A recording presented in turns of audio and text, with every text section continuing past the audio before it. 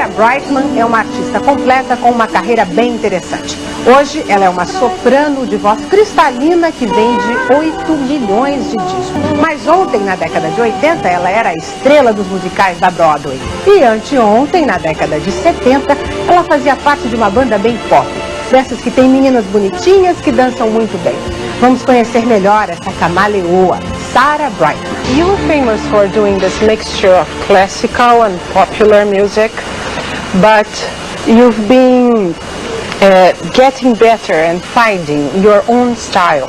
How would you define your style now? You are more classical, more pop. Which way are you going more? Music to me has different styles. It's written at different times, but I never like to divide it into saying this is pop, this is classical. Music for me is whole, and so I actually find it difficult to define what it is that I do. I think probably when I was brought up in the 60s, and of course at that time music was being experimented with, although there was a huge sort of revolution there, and I think that people were mixing all sorts of styles because suddenly they were allowed to. It was the thing to do and they were allowed to experiment. So for me, having been brought up in this way, I don't think, okay, I mix a piece of pop music with classical and do this and that. It's very organic for me to do whatever it is I'm doing, and if people want to sort of put that into drawers and describe what it is exactly, it's fine, but I actually find that difficult. Which is the style that you are looking forward more now, that you are searching and researching more now? I think I'm very open about music, all the new things that are coming in. Obviously a lot of the new comes from the old. So alongside the sort of the traditional training that I've always had since I was young, and if you want to call it the classical training, I'm always taking in what's coming in which is new. So I cannot actually tell you, because everything is very mixed, the exact route that I take.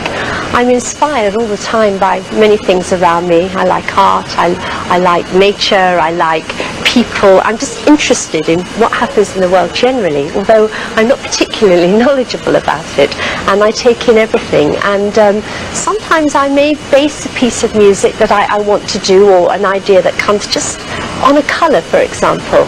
That's how it may start, and that colour will bring an emotion, which therefore will bring music into my brain and an idea. So it can be many things, there's no particular pattern. In the beginning, to a pop group that was called Hot Gossip. Yes, I did, and a very provocative one it was too. Well, I've been training as a classical ballet dancer, and I was 17 years of age. I'd just come out of school and out of my training, and I was, I suppose, headhunted by these people who were working in television that had put together this dance group called Hot Gossip, and the girls they wanted, they had to be sort of very petite, sort of attractive, but they also had to have a very amazing ballet training as well, which I had just had, because the actual choreography we were doing was very complicated and complex. But at the same time as doing that, we had a very innovative director who started all the fast editing and fast cutting of television. So everything you see today actually does come from this particular time. I was just thinking of Spice Girls and all those. That's right. We did it before a long time ago. When was that? That must have been about 1978, 9, something like that. Yeah, it was sort of, I don't know, it was the glamour disco era, and then punk came in after that. So I was sort of thrown into, but they med this dance group very kind of provocative in the clothes that it wore and the attitude that we had. So that, and out of that group I had my first hit record, which was called I Lost My Heart to Starship Trooper, and it was pop trash at that time, and it was great fun. But what were the profits from this experience that you still have now in your career? That you have to pay your tax, because I didn't know what tax was at that time, and I was earning a lot of money, and I blew it all on cars and things you do when you're a teenager and a baby pop star, and then the taxman came along and said, I want some money, and I didn't have any left. So that's what I learned from this experience, and that's probably all that I learned. But yes. Doing the Phantom of the Opera and Cats. Your character in Cats was very important for the beginning of your career in the theater. It was sort of in a way by default that I ended up in theatre. I needed to go, after having a sort of a very quick pop career as a teenager, I knew I had to get back to some sort of solidity, sort of something that was solid and that I understood about. And because I'd trained in that area, I decided to go for the audition for Cats and got it. And then that was the beginning of my theatre career. I think the roles that I played, I mean, Christine, for example, in Phantom of the Opera, it was obviously a sort of inspiration, in fact, to the composer Andrew Lloyd Webber. I inspired him for some reason at that time. So he wrote the pieces in the role for me. And the part that I played in Cats, which had been earlier on, was in fact a part for a dancer. But because he realised what kind of a voice I had, it inspired him to write certain pieces in Cats that happened. So it's a nice knowledge to know that you're inspirational to something that's sort of gone on and probably will for many, many years. And then there was Germany in your life, when you decided to put some things behind and have a new start. And you were very brave for this, right? Because you had a solid career in some areas. Exactly. Yeah. And then you decided to start over. Why and what did you decide to leave behind and research and search again? I think that because I'd had an 8-year sort of career in Lloyd Webber musicals, had been his wife, had been his muse, etc., etc., I think in my own country, because there was so much publicity surrounding us at that time, and we were very famous, and when we burped, it probably was in the news. I mean, we could not move. I think in a way I was very, how can I say, as a personality I was burnt out there. I couldn't move anymore in my own country as an artist. I couldn't be creative in another way. No one would let me because they always remembered me for those things. So therefore I had to get out. I had to move to another country. I had to start again with a new career. I thought, well, I've always wanted to work more on the classical music side, on my voice. I have time to actually work on this. I then took myself off to Germany and to Italy and worked with coaches there on new repertoire that I hadn't had a chance to work on before because I'd always been in the theatre. And it was difficult to do because, of course, there were offers coming in from all over the world for me to be in musicals in Australia, Japan, wherever, and I turned everything down. But what I did was a good thing, because not only did I had time to work with my voice and to find out the possibilities and where it could go, but I also started working with my producer Frank Peterson, who had sort of projects such as Enigma and had been very successful as a producer in his own right. We started working together in the studio on all sorts of different types of music, and we were experimenting, and we had time to do all of this. And so all of these things came together with what I was working on, what he was working on, to actually provide me with the career that I... And where do you live now? Difficult to answer that question because I have a family. My family live in Spain.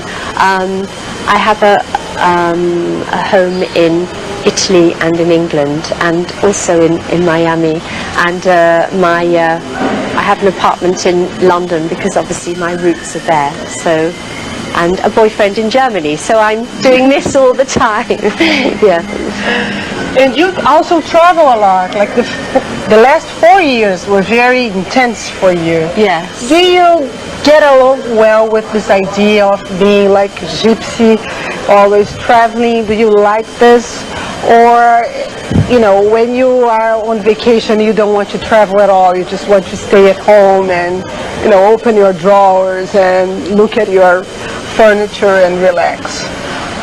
When I get back to what I would call home for that particular moment, I like it for a week.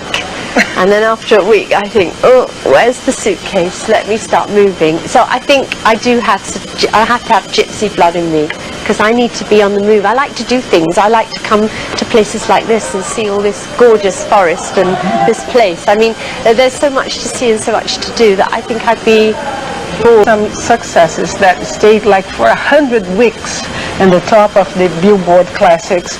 And you were saying that some part of your life you were very afraid of this media chasing you. How do you deal with this now? To tell you the truth, I don't really think about it too much. As a sort of normal person walking in the street, I tend to look like anybody. I have no makeup on. I travel on tubes, on taxis. I think that I'm at a place in my career where I have a certain amount of respect, because I've been doing it for so long now and stayed for so long. So therefore, I don't generally get the feeling of, how can I say, non-respect in any way. So actually, sort of, there is none of that sort of like teeny star thing, kind of fame that I have, because I'm an older person. So it doesn't. You're so young.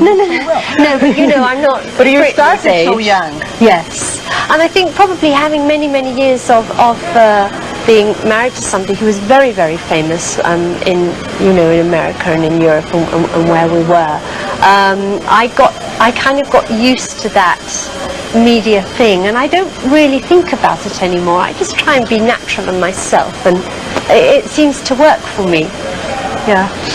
And having this gypsy life, how do you deal with, the cares you have to take for health and beauty? Are you very fashion and beauty slave, or no? I don't think I'm actually quite lazy in that area, I have to say. I hate working out, although I do run every day.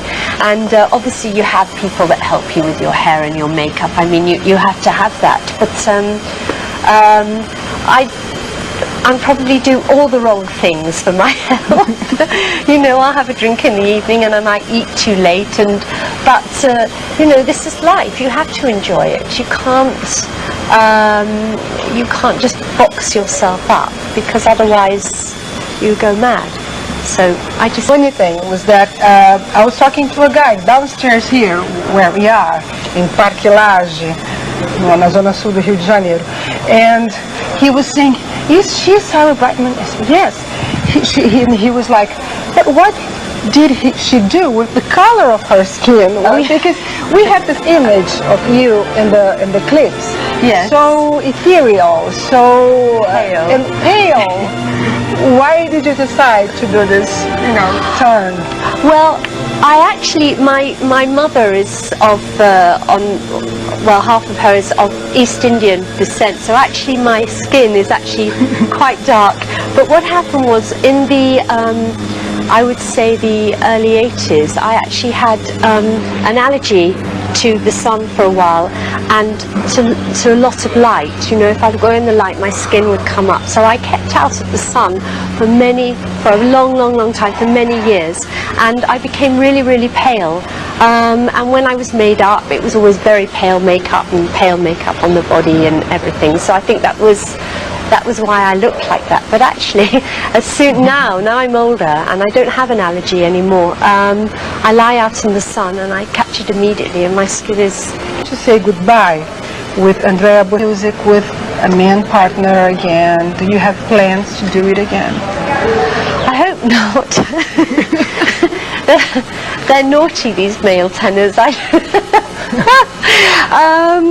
Probably, I'm sure. I mean, I just came from a concert in Japan and at the Bolshoi in Moscow. Came from there to here with Jose Carreras. I work continually with tenors in concerts and whatever all over the world. I think because I have done so many duets, it's not something I sort of particularly want to pursue for the moment. I want to leave it for a little while. I think that from time to time there will be, but it's not something I want to become known for doing particularly. What's going to be the next Sarah Brightman? It is completely different. I'm already started the sort of preparatory work for it. It doesn't really bring in, how can I say, it doesn't choose any well-known classical pieces or songs that anyone would have known, but it will draw from all sorts of different types of music. I don't want to say too much about it yet because we've obviously only started and many things may change. Okay.